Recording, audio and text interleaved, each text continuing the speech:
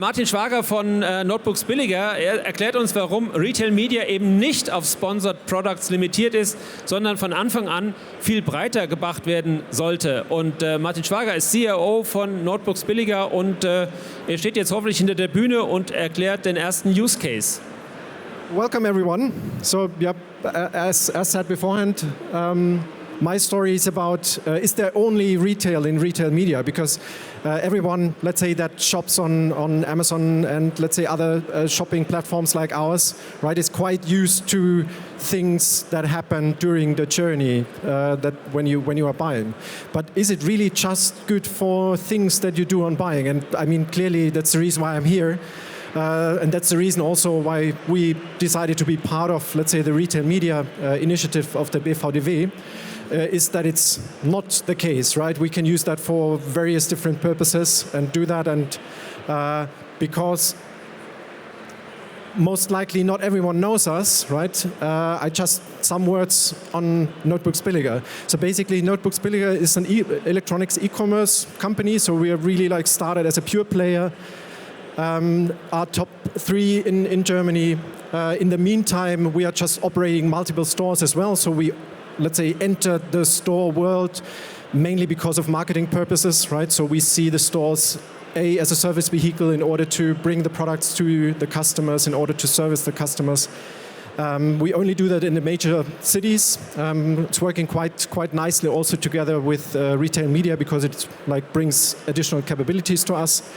And last but not least, of course, we are shipping, let's say, products and boxes to customers to several countries. And that's still something where we are up against in the next years. So that's definitely where we will going to be expanding more.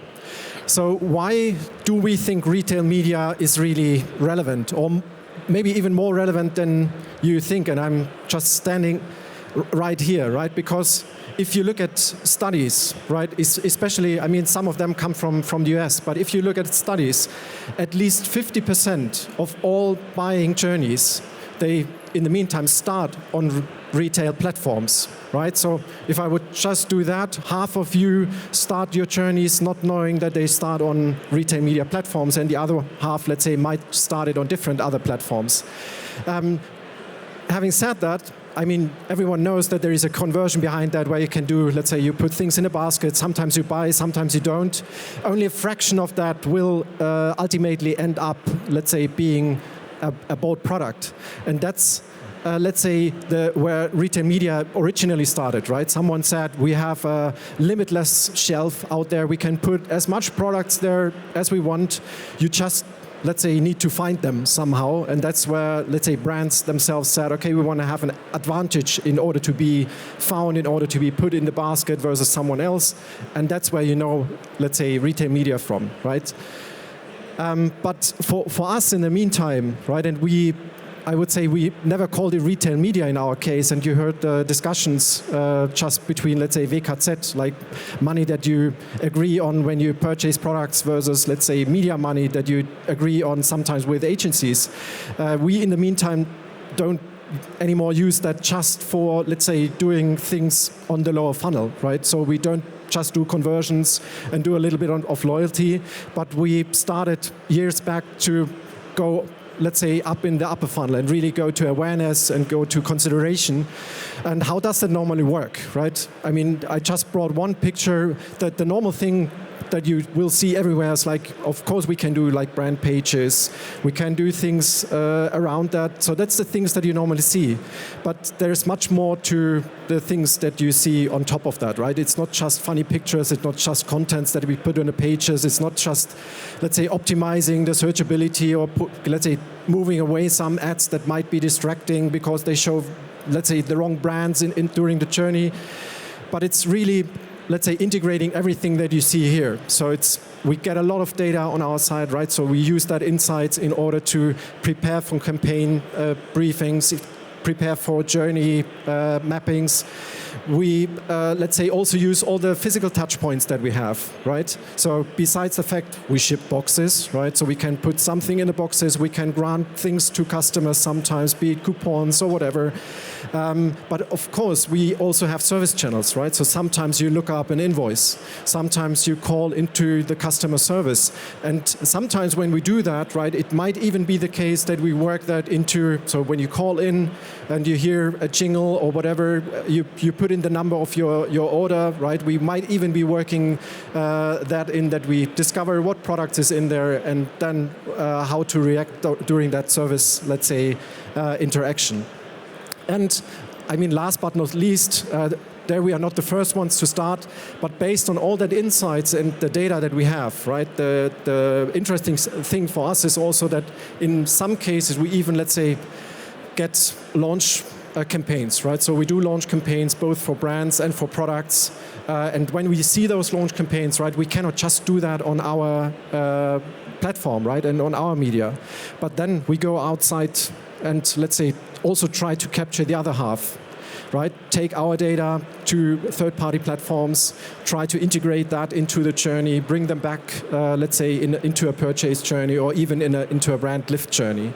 And how that sometimes can look like, and I just brought, let's say, a really, really brief example because we don't have so much time. I see the clock ticking here, is that we are also not frightened if we do something which is not directly doing sales on our platform, right? It might be connected to sales because that's what we are still known for, but my placid is still, let's try to do something more outside of the box. Let's try to do some more brand lift stuff. And an interesting example where we did that jointly, right? And normally, if you would have asked me like 3 years back, right, would you integrate someone else's brand where they can shop onto your pages without, let's say, being part of the shopping journey? Most likely the answer would have been no, rather not, right?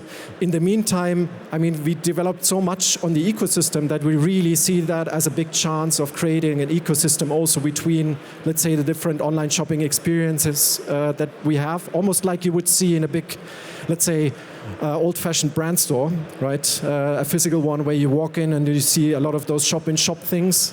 And basically that's what we tried to set up with the ESL Face It group, right? Which is one of the biggest gaming groups, also well known in Cologne because they were funded here, and tried to answer one question, right? So we are, as Notebooksbilliger, not really well known for gaming, but we do cater to a big audience, right? So the question was, okay, can we do some brand uplift when they start their merchandise store, right? And if so, how could we do that? And what we did, simply speaking, is we tried to create, let's say, a sales event on our side, only catering to the gaming community.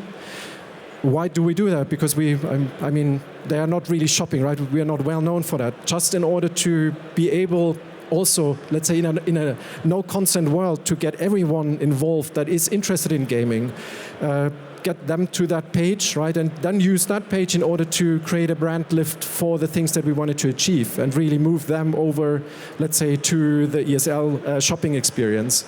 And of course, I mean, we did that event, right? We did a lot of, let's say, media around that. We did a lot, let's say, in social channels jointly.